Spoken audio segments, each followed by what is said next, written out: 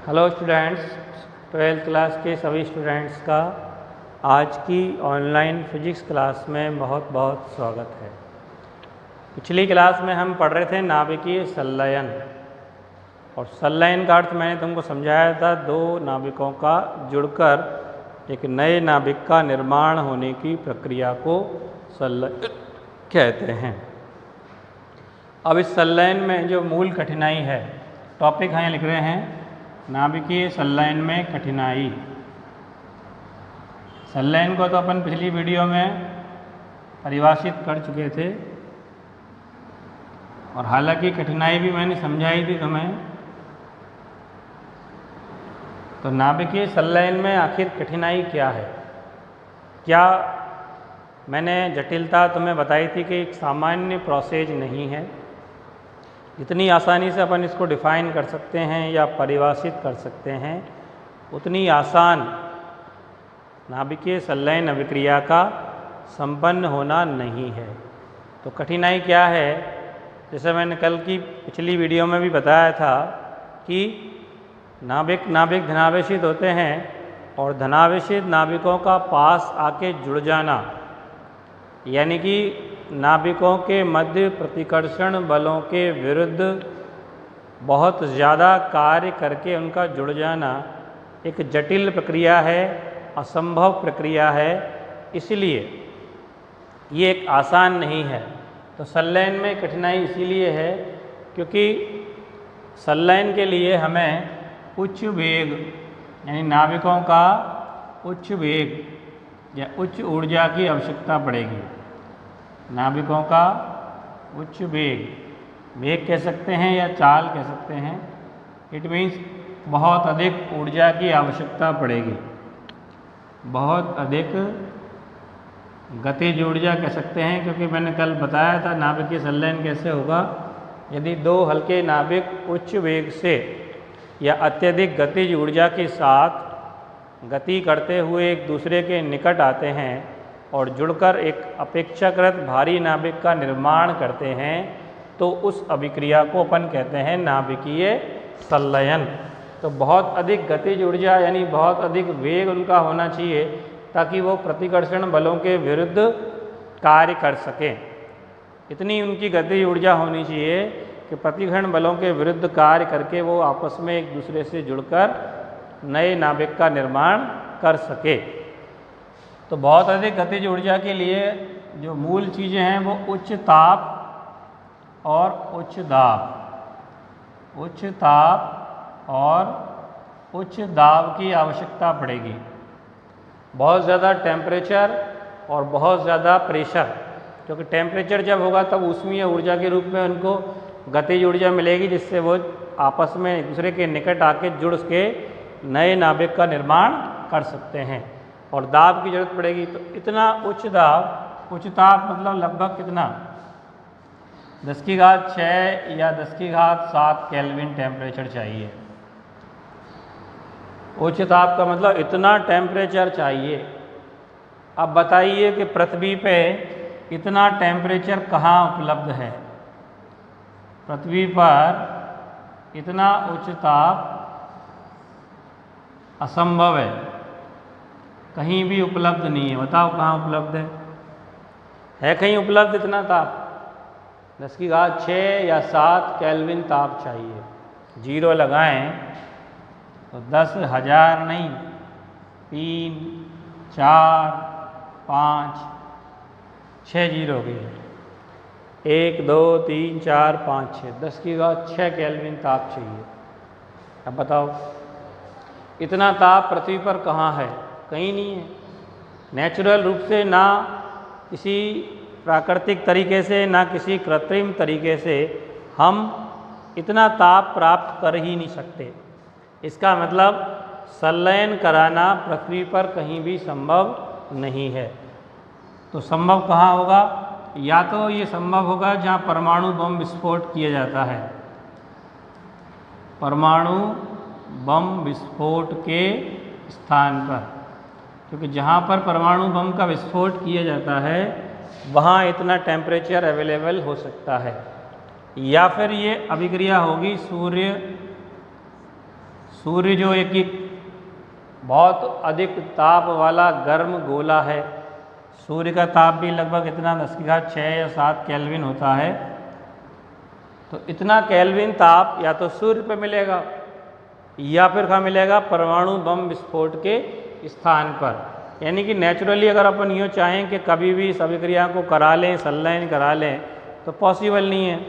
इसको कराने के लिए या तो इतना टेम्परेचर चाहिए 10⁶ केल्विन, जो कहाँ मिलेगा, परमाणु बम विस्फोट के स्थान पर, या फिर कहाँ होगा, सूर्य पर। तो मूल बात समझने की ये है कि नाभिकीय संलयन अभिक्रिया वैसी नहीं है जैसी विखंडन होती है। इसे किसी भी परिस्थिति में करा सकते हैं, इसके लिए विशेष परिस्थितियों की आवश्यकता है, आसान अभिक्रिया नहीं है। तो या तो परमाणु बम विस्फोट के स्थान पे इसको संलयन करा सकते हैं, या फिर कहाँ होगी ये, सूर्य। अब सूर्य और तारों में जो ऊर्जा का स्रोत है उसका रीज़न भी यही है। अगली हेडिंग हम लिखें सूर्य एवं तारे, तारों में ऊर्जा स्रोत। यानी कभी अब तुम्हारे दिमाग में ये क्वेश्चन होगा कि सूर्य में इतनी एनर्जी कहाँ से आई, इतना टेम्परेचर कहाँ से है, कब इतना टेम्परेचर कैसे आया, कहाँ से आया, क्यों आया, इतना करोड़ों लाखों वर्षों से पता नहीं सूर्य कब से है, आज कल परसों से थोड़ी है। सूर्य तो हजारों लाखों वर्षों से इतना ही गर्म है कि नहीं। और इतना गर्म है इसका मतलब उसके अंदर लगातार एनर्जी है, क्योंकि जैसे कोयला गर्म होता है तब वो ऊष्मा देता है, तो कोयले को भी तो गर्म करना पड़ता है, आग में जलाना पड़ता है, तब वो जल के लाल तप्त होगा, तब वो ऊष्मा दे पाएगा। तो सूर्य के पास ऐसा कौन सा सोर्स है, ऐसा कौन सा भंडार है जो ख़त्म ही होने का नाम नहीं ले रहा। हजारों लाखों वर्षों से वो इसी तरह से ऊष्मा दे रहा है और कम होने की बजाय बढ़ता ही जा रहा है। अपन सब जानते हैं गर्मी बढ़ती जा रही है लगातार, पहले 2-4 महीने गर्मी पड़ती थी, अब 8-8 महीने गर्मी पड़ती है। इसका मतलब सूर्य का तो प्रकोप बढ़ता ही जा रहा है। उसके अंदर वो एनर्जी कहाँ से आ रही है, ऐसा कौन सा भंडार है, ऐसा कौन सा स्रोत है जिसके कारण सूर्य पर क्या है, ऊर्जा है। तो सूर्य की ऊर्जा का स्रोत क्या है, उसको अपन समझने के लिए ये नाभिकीय संलयन के द्वारा इसको एक्सप्लेन कर सकते हैं। तो नाभिकीय संलयन के अकॉर्डिंग, यानी कि चूँकि सूर्य जो होता है उसके 90% भाग में हल्के तत्व हैं, 90% भाग में क्या हैं, हल्के तत्व। हल्के तत्व मतलब हाइड्रोजन, हीलियम जैसे हल्के तत्व हैं, और बाकी के 10% भाग में अन्य हैं, जैसे कार्बन, नाइट्रोजन, ऑक्सीजन समथिंग। यानी 90% भाग हल्के तत्वों से मिलके बनता है। और जैसे कि अपन पहले ये बता चुके हैं कि नाभिकीय संलयन में क्या होता है, हल्के तत्व मिलकर एक भारी नाभिक का निर्माण करते हैं। तो हल्के तत्व ये हैं हाइड्रोजन, हीलियम, और जैसा कि मैं बताया कि ये एक तरह से 90% भाग में सूर्य के में क्या है, हाइड्रोजन और हीलियम जैसे हल्के तत्व। तो ये अनुमान लगा सकते हैं कि हाइड्रोजन और हीलियम जैसे हल्के तत्व जो हैं उनके पास बहुत ज़्यादा टेम्परेचर ऑलरेडी है, क्योंकि सूर्य के करोड़ का ताप या सूर्य के आंतरिक भाग का ताप लगभग 10⁶ केल्विन होता है। तो संलयन के लिए जो परम आवश्यक चीज़ है उच्च ताप और उच्च दाब, वो अवेलेबल है सूर्य में। उच्च ताप है, उच्च दाब भी है, और हल्के तत्वों के नाभिक भी हैं जो 90% हिस्से में हैं। तो इससे ये अनुमान लगा सकते हैं कि सूर्य में क्या हो रहा है, वो लगातार हल्के तत्वों के नाभिक जुड़कर एक नए नाभिक का निर्माण करते रहते हैं। और जैसे कि मैंने पहले भी बताया, नाभिकीय संलयन में बहुत अधिक ऊर्जा भी मुक्त होती है, और वही ऊर्जा सूर्य की ऊर्जा का सोर्स है। यानी सूर्य में इतने सालों से वो सूर्य में ऊर्जा, एनर्जी कहाँ से आ रही है, उसका रीज़न क्या है, नाभिकीय संलयन अभिक्रिया। यानी कि वहाँ उच्च ताप और उच्च दाब अवेलेबल होने के कारण हल्के तत्वों के नाभिक आपस में संलयित होकर एक अपेक्षाकृत भारी नाभिक का निर्माण करते रहते हैं, और उसी संलयन अभिक्रिया के फलस्वरूप एनर्जी क्रिएट होती रहती है, एनर्जी उत्पन्न होती रहती है। और चूँकि ये प्रक्रिया लगातार चलती है, हजारों लाखों सालों से चलती आ रही है, इसलिए सूर्य के पास ऊर्जा की कोई कमी अभी तक नहीं आई है। सूर्य के पास अनलिमिटेड ऊर्जा का भंडार अभी तक मौजूद है। तो किस तरह की अभिक्रिया वहाँ होती होंगी, तो इसके लिए 2 चक्र उपलब्ध कराए हैं। पुरानी जानकारी के अनुसार, वैज्ञानिक विधि के अनुसार, नंबर 1 जो है संलयन अभिक्रिया के लिए कार्बन नाइट्रोजन चक्र होता है। कार्बन नाइट्रोजन चक्र, इसको कार्बन नाइट्रोजन चक्र इसलिए कहते हैं कि संलयन तो हाइड्रोजन नाभिकों का ही होगा। जैसे मैंने बताया 90% भाग में हल्के तत्व में हाइड्रोजन जैसे, तो संलयन तो उनका ही होगा, लेकिन उसमें कार्बन और नाइट्रोजन सहयोग करेंगे। तो किस तरह से करेंगे, एक एक स्टेप वाइज इसको ध्यान से देखिए। तो एक प्रोटॉन है, ये प्रोटॉन को ऐसे दिखाते हैं 1H1 प्लस कार्बन का जो समस्थानिक है 6C12, नेचुरल कार्बन 6C12, इन दोनों के मिलने से क्या बन गया, 6 और 1 7, 7N13। अब ये 7N13 जो है वो अस्थायी नाभिक है और साथ में गामा किरणों के रूप में ऊर्जा मिलेगी। गामा किरणों के रूप में क्या मिलेगी, ऊर्जा। अब ये 7N13 जो नाभिक है वो कैसा है, अस्थायी। 7N13 क्या है, अस्थायी नाभिक है। तो ये एक पॉजिट्रॉन निकाल के 6C13 में बदल जाएगा। 7 में से कम हो गया, 6C13 क्या निकल गया, एक पॉजिट्रॉन 1E0, क्या है ये, पॉजिट्रॉन। और इसके साथ में एक न्यूट्रिनो कण निकलेगा,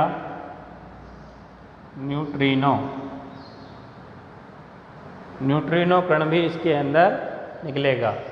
तो एक पॉजिट्रॉन और एक न्यूट्रिनो कण हो गया। फिर इसके बाद एक प्रोटॉन 1H1 प्लस 6C13, तो ये हो गया कितना, 6 और 1 7, 7N14 और प्लस गामा किरणों के रूप में ऊर्जा। ठीक है, 2 प्रोटॉन हो गए। और फिर से एक प्रोटॉन 1H1 प्लस 7N14, तो 7 और 1 8, 8 किसका होता है, ऑक्सीजन का, 14 और 1 15 प्लस गामा किरणों के रूप में ऊर्जा निकल गई। अब ये 8O15 भी क्या है, अस्थायी है, क्योंकि स्थायी तो कौन सा होता है, 8O16 होता है। तो इसका विघटन होके एक पॉजिट्रॉन यहाँ भी निकल गया, क्या बन गया, 7N15, 8 में से एक कम हो गया 7, और 7N15 प्लस क्या बन गया, एक पॉजिट्रॉन, 718 हो गया, ये पॉजिट्रॉन हो गया, प्लस न्यूट्रिनो कण यहाँ भी निकलेगा। फिर उसके बाद एक और प्रोटॉन 1H1 प्लस 7N15, इन दोनों को मिला के देखते हैं तो 7 और 1 8, नीचे 8 हो गया, 15 और 1 16, तो 16 की बजाय एक तो 6C12 मुक्त हो जाएगा वापस, और प्लस 2He4, 4 और 12 16 हो गया, ये 15 और 1 16, 7 और 1 8, 6 और 2 8, और प्लस गामा किरणों के रूप में ऊर्जा निकलेगी। अब इन सबको अगर जोड़ दें अपन, सबको जोड़ो, सारे इक्वेशन को जोड़ो, तो देखो ये कार्बन और नाइट्रोजन केवल सहयोग कर रहा है अभिक्रिया में, संलयन की अभिक्रिया में। बाकी तो जैसे देखो 6C12 ये रहा, वो यहाँ मिल गया एज इट इज़, इधर है कट गया, एक तरह से समझ सकते हैं। 7N13 इधर है, इधर भी है, खत्म। 6C13 इधर है, इधर भी है, खत्म। 7N14 इधर भी है, इधर भी है, खत्म। 8O15 इधर भी है, इधर भी है। 7N15 भी इधर भी है, इधर भी है। तो जोड़ेंगे तो ये सब तो खत्म, जो इधर और इधर दोनों साइड में है। अब जो बचा वो 1 2 3 4, तो इनका जो रिजल्ट आया 4 प्रोटॉन संलयित हो रहे हैं। 1H1 plus 1H1 plus 1H1 plus 1H1, 4 proton हो गए, 1 2 3 4। ठीक है, ये तो लेफ्ट साइड का हो गया। ये सब तो कट गए ना, आपस में बैलेंस हो गया। ये इधर से मिल गया 6C12 ये रहा, 6C13 ये रहा, ये आपस में कट गए। इधर केवल प्रोटॉन 1 2 3 4 प्रोटॉन। इधर राइट साइड में क्या मिला देखो, एक जो फाइनल जो मिला 2He4, यानी 4 प्रोटॉनों के सनलाइन से क्या मिला, एक हीलियम नाभिक 2He4 प्लस 2 पॉजिट्रॉन मिले देखो, और 2 न्यूट्रिनो कण, एक ये रहा और एक ये रहा। तो 2 पॉजिट्रॉन 2 पॉजिट्रॉन और प्लस 2 न्यूट्रिनो कण और प्लस गामा किरणों के रूप में ऊर्जा, अत्यधिक ऊर्जा भी मुक्त होगी। तो इस रिएक्शन में कंप्लीट क्या हो रहा है, 4 प्रोटॉनों के संलयन से एक हीलियम नाभिक का निर्माण हो रहा है। तो 4 प्रोटॉन आपस में संलयित होकर एक हीलियम नाभिक बना रहे हैं, साथ में 2 पॉजिट्रॉन 2 न्यूट्रिनो और गामा किरणों के रूप में अत्यधिक ऊर्जा भी मुक्त होगी। अब ये तो 4 प्रोटॉनों का है। सूर्य में तो अत्यंत बहुत सारा द्रव्यमान है, लगभग 10 की घात 30 किलोग्राम द्रव्यमान होता है, और 1 ग्राम में कितनी संख्या होगी, 6.02 गुणा 10 की घात 23। तो 10 की घात 30 किलोग्राम में कितने सारे प्रोटॉन होंगे, कोई गिनती नहीं है, आंकड़े ही नहीं लगा सकते। इतने सारे प्रोटॉन लगातार संलयित हो रहे हैं, तो अत्यधिक ऊर्जा मुक्त हो रही है। इसमें लगभग 21.6 मेगा इलेक्ट्रॉन वोल्ट ऊर्जा मिलती है 4 प्रोटॉन के संलयन से। अब जाने कितने प्रोटॉन संलयित हो रहे हैं, उन सब के कारण बहुत सारी ऊर्जा यहाँ पे मुक्त होगी। तो इसलिए इसको कार्बन नाइट्रोजन चक्र कहा जाता है, यानी कार्बन नाइट्रोजन के रूप में संलयन हो रहा है। इनका प्रोटॉनों का संलयन तो प्रोटॉनों का ही हो रहा है, बन कौन रहा है, हीलियम नाभिक, 2 पॉजिट्रॉन और 2 न्यूट्रॉन। अब नए जो आंकड़े हैं उसके अकॉर्डिंग इसकी बजाय एक नया चक्र प्रोसेज में होने की ज़्यादा संभावना है, यानी नई जानकारी के अकॉर्डिंग। हालांकि पक्का कन्फर्म तो कोई नहीं कह सकता, क्योंकि सूर्य पे जाके कोई जांच करके आए, कोई वैज्ञानिक वहाँ भेज दे सूर्य पे कि जा भाई जांच करके आ कि कैसे कैसे कौन कौन सी अभिक्रिया हो रही है, तो बचेगा कि वो सूर्य पे पहुँचना ही असंभव है। सूर्य की तरफ जाने वाला विमान ही रास्ते में जल के नष्ट है। चंद्रमा पे पहुँच सकता है व्यक्ति, मंगल पे पहुँच जा, शनि पे पहुँच जा, बृहस्पति पे पहुँच जा, लेकिन सूर्य पे पहुँच के जाके वहाँ की रिसर्च करना कि सूर्य पे क्या क्या है, ये सब अनुमानित आंकड़े हैं।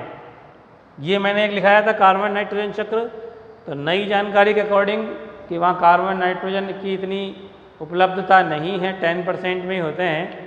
तो इसमें एक नया चक्र है जिसमें कार्बन नाइट्रोजन की आवश्यकता नहीं है, प्रोटॉन परस्पर आपस में ही संलयित हो सकते हैं। तो उस चक्र का नाम क्या है, प्रोटॉन प्रोटॉन चक्र। तो इसको कैसे समझाएंगे, देखो एक प्रोटॉन ये रहा 1H1 प्लस दूसरा प्रोटॉन 1H1, क्या बन गया वे, एक और एक क्या हो गए, 2। अब इसमें 2 तो नहीं बना सकते, क्योंकि हीलियम अगर बनेगा तो उससे 3 से कम होता है, तो एक बना दिया 1H2 ड्यूटीरियम, एक और एक 2 ऊपर हो गए, और नीचे क्या बना दिया, एक पॉजिट्रॉन दिखा दिया। एक और एक 2 बैलेंस हो गए यहाँ भी, एक और एक 2 यहाँ भी हो गए, ये हमारा आ गया पॉजिट्रॉन।